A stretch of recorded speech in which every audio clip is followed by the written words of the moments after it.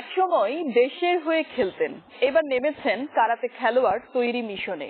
বলছি ঝিকরগাছা কারাতে অ্যাসোসিয়েশনের সাধারণ সম্পাদক রফিকুল ইসলাম রফিকের কথা। কারাতে খেলাকে ঢাকা কেন্দ্রিক না রেখে দেশের বিভিন্ন অংশে ছড়িয়ে দেওয়ার চেষ্টার অংশ হিসেবে 1999 সাল থেকে কাজ করে যাচ্ছেন তিনি। এখন জানাবো ঝিকরগাছা কারাতে অ্যাসোসিয়েশনের সাধারণ সম্পাদক সেই রফিকের কথা।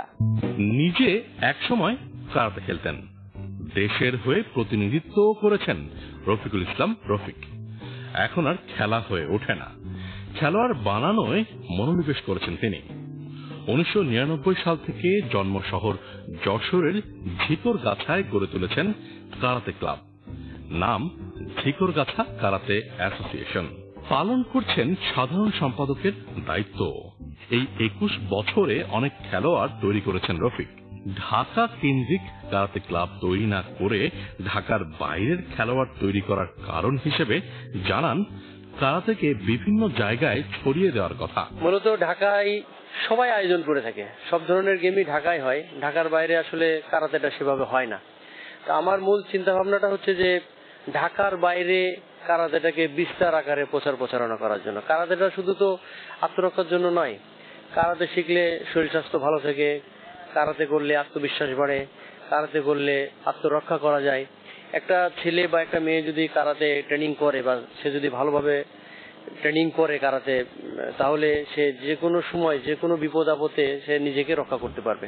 রাজধানী ঢাকায় সকল সুযোগ সুবিধা নিয়ে আন্তর্জাতিক টুর্নামেন্ট করতে যেখানে হিমশিম খাচ্ছেন ফেডারেশনের কর্মকর্তারা, সেখানে ঝিকরগাছা উপজেলা শহরে নানা প্রতিবন্ধকতা নিয়েও প্রতি বছর আন্তর্জাতিক টুর্নামেন্ট আয়োজন করে যাচ্ছেন রফিকুল ইসলাম রফিক। তো ঢাকার বাইরে তো আপনার মনে করেন যে সে ধরনের টুর্নামেন্ট হয় না। আপনি ঢাকার বাইরে দেখেন চিটাগাং বলেন, রাজশাহী বলেন, বা খুলনা বিভাগ বলেন, বা বগুড়া বলেন, কোথাও সে ধরনের ইন্টারন্যাশনাল টুর্নামেন্ট হয় না। তো আমার চিন্তা ভাবনা হচ্ছে যে আমি আমার দক্ষিণবঙ্গটাকে যেন কারাতে বিস্তার করে দিতে পারি, দক্ষিণবঙ্গ যাতে কারাতে সবাই আগ্রহী হয়ে ওঠে, ছেলে মেয়ে, গ্রামে গঞ্জে, স্কুল কলেজ সব ছেলে মেয়ে যেন কারাতে করতে পারে, তার জন্যই আমার ঢাকার বাইরে কারাতে প্রোগ্রামটা করা। শুধু কারাতে শিক্ষা দেওয়াই নয়, মানুষকে শিক্ষা দেওয়ার জন্য সচেতনতামূলক শর্ট ফিল্মও বানিয়েছেন ঝিকরগাছার রফিকুল ইসলাম। আর নারীদের কারাতে শিক্ষার উপকারিতার কথাও বলা হয়েছে এই সব শর্ট ফিল্মে। ডিজিটাল চিন্তায় একটা শর্ট ফিল্ম আমি বানিয়েছি ইউটিউব চ্যানেলের জন্য আমার। তো এটার মধ্যে দেখা যাচ্ছে যে একটা মেয়ে মোবাইলে কথা বলতে বলতে যাচ্ছে, দুটো ছেলে টার্গেট করলো মেয়েটাকে, সে মোবাইলটা নিয়ে তার কাছ থেকে চলে গেল। মেয়েটা একটা পর্যায়ে পিছনে পিছনে দৌড়াচ্ছে, তো একটা ছেলে তাকে সেভ করলো, তার মোবাইলটা উদ্ধার করে দিল। সেই ছেলেটা কারাতে জানে বিধায় তাকে হেল্প করেছে, এবং পাশাপাশি সে মেয়েটাকে সে টিপস দিয়ে গেছে যে তোমরা কারাতে করো, মেয়েরা স্কুল কলেজে যেসব মেয়েরা তোমরা পড়াশোনা করছো, বাইরে উন্মুক্ত ভাবে চলাফেরা করো, তোমাদের জন্য কারাতে করাটা অবশ্যই দরকার। তোমরা কারাতে ট্রেনিং করো, তাহলে এই ধরনের বকেটেদের হাত থেকে, ছিনতাইকারীদের হাত থেকে তোমরা রক্ষা করতে পারবে নিজেকে। রফিকুল ইসলাম জানান কারাতে শিখলে সবচেয়ে বেশি লাভবান হবে নারীরা।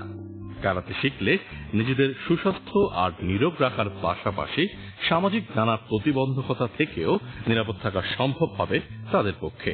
একটা মেয়েকে লেখাপড়া শিখিয়ে সুশিক্ষায় শিক্ষিত করে, একটা মেয়ের স্বপ্ন থাকে সে ডাক্তার হবে, ইঞ্জিনিয়ার হবে, বিসিএস ক্যাডার হবে, কিন্তু যদি একজন অশিক্ষিত মূর্খের কাছে যদি সে লাঞ্ছিত হয়, ধর্ষিত হয়, এর চাইতে বড় কলঙ্ক বা এর চাইতে খারাপ কিছু আর হতে পারে না।